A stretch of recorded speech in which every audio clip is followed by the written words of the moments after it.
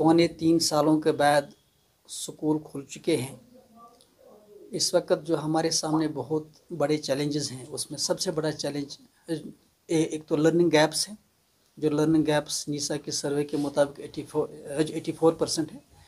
और उसके साथ चूँकि बच्चे फॉर्मल स्कूलिंग ऑफलाइन स्कूल से दूर रहे, तो इस वजह से जो इनमें डेवलपमेंट होनी चाहिए वो नहीं हो पाई है। तो इस वक्त स्कूलों के सामने ग्रेड कंपैटिबिलिटी का भी इशू है कि आप किस बच्चे को किस क्लास में रखा जाए एज के हिसाब से। इधर से न्यू एजुकेशन पॉलिसी का मामला, न्यू एजुकेशन पॉलिसी भी सरकार बड़ी तेज़ी से लागू कर रही है। हालांकि न्यू एजुकेशन पॉलिसी के ताल्लुक से सरकार के लिए ये मैंडेटरी है कि वो स्टेक होल्डर्स को ऑन बोर्ड ले, लेकिन अभी तक हमें इस बारे में ऑन बोर्ड नहीं लिया जा रहा है। एक बात। दूसरी बात, अब स्कूल खुलने के बाद हमारी ये उम्मीद थी कि सरकार आगे आए और प्राइवेट सेक्टर की मदद करे, क्योंकि 50% से ज़्यादा बच्चे हमारे स्कूल में ही पढ़ते हैं। मैं बार बार कहता हूँ कि एक गरीब बच्चा जब सरकारी स्कूल में जाता है तो पूरा सिस्टम उसको सपोर्ट करता है, लेकिन जब यही गरीब बच्चा एक प्राइवेट स्कूल में जाता है तो पूरा सिस्टम हॉस्टाइल हो जाता है, जिससे इस कौम का मुस्तकबल तारीख हो सकता है।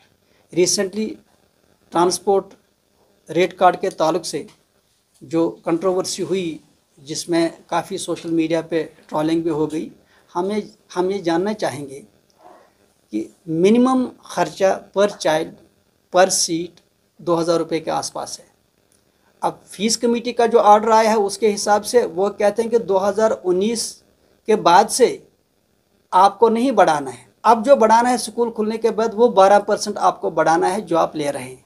मैं फ़ीस कमेटी से पूछना चाहूँगा कि खुदारा बताइए, अगर किसी स्कूल की 800 फ़ीस है और दूसरे स्कूल की 3000 फ़ीस है, 800 वाले की फ़ीस हो जाएगी 900 या 800 और 3000 वाले की तकरीबन 3300 है, उसके आसपास हो जाएगी।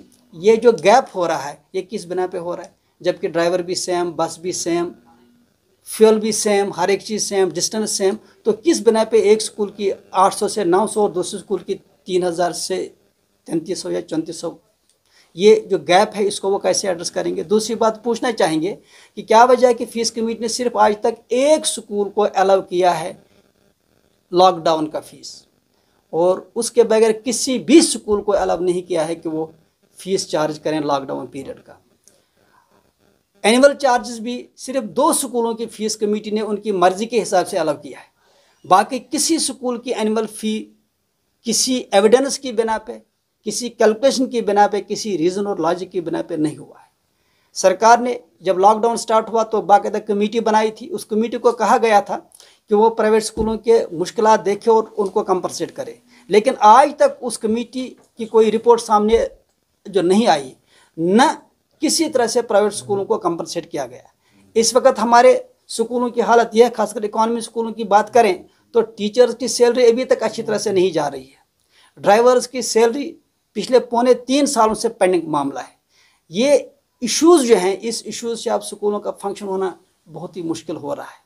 और उसके साथ जब हम नज़र इस वक्त डालते हैं, एक तरफ से न्यू एजुकेशन पॉलिसी के चैलेंज, उसको इम्प्लीमेंट करने का मामला, और फिर दूसरी तरफ से हॉस्टाइल एटीट्यूड, इन हालात में जो सबसे ज़्यादा मुतासर हो सकता है वो इस कौम का बच्चा है। चाइल्ड एजुकेशन के लिए ज़रूरी है कि हम सब इस पर तवज्जो दें कि किसी तरह से बच्चों की तालीम मुतासर ना हो। मैं सरकार से भी यही गुजारिश करूँगा कि आखिर खुदारा जब आप दूसरे सेक्टर्स के बारे में सोचते हैं, टूरिज़म के ताल्लुक से, ट्रैवल के ताल्लुक से, या दूसरे ट्रेड वगैरह के बारे में सोचते हैं, क्या स्कूल सरकार के लिए कोई प्रायोरिटी नहीं है? आखिरकार 2.5 सालों से, पौने 3 सालों से हमारे स्कूल बंद रहे। आज तक हालत हमारी ये है कि सरकार ने अपने किसी भी, आप देखिए जो बाकायदा अगर हम जिस वक्त देखें तो आज तक सरकार ने किसी भी मीटिंग में प्राइवेट स्कूलों के मुश्किलात को डिस्कस नहीं किया। सिर्फ ऑर्डर्स आ रहे हैं कि ये फॉलो करो, वो फॉलो करो। इवन टैक्सेस जो कि एक तो कायम है, दूसरा बहुत ज़्यादा इसमें बढ़ोतरी हुई है। सैनिटेशन का जो मामला है उसकी फ़ीस जो है वो तकरीबन तिगनी हो चुकी है। R&B का इंस्पेक्शन फ़ीस वो भी तकरीबन दुगनी हो चुकी है। टैक्सेस जो कभी 7000 थे आज वो 20,000 हो चुके हैं। सारे टैक्सेस बढ़ाए हैं सरकार ने, और एजुकेशन सेक्टर इस वक्त, खासकर इकॉनमी स्कूल इस वक्त एक बहुत ही भारी बोझ के तले इस वक्त हैं। और अगर इस वक्त सरकार सोसाइटी आगे नहीं आती है तो मैं समझता हूँ कि हमारे प्राइवेट स्कूलों का फ्यूचर बहुत ही मखदूश है। रिसेंटली जो मिसाल हमारे सामने ऑर्बिट स्कूल का, बड़े शौक से वो स्कूल स्टार्ट हुआ था, लेकिन इसी फाइनेंशियल क्रंच की वजह से, फ़ी कमेटी के जो है इलॉजिकल ऑर्डर्स की वजह से आखिरकार वो ऑर्बिट स्कूल बंद हो गए। मतलब ये जो आपने बात अभी की थी फिक्सेशन कमेटी वाली, तो हमने ये सवाल जब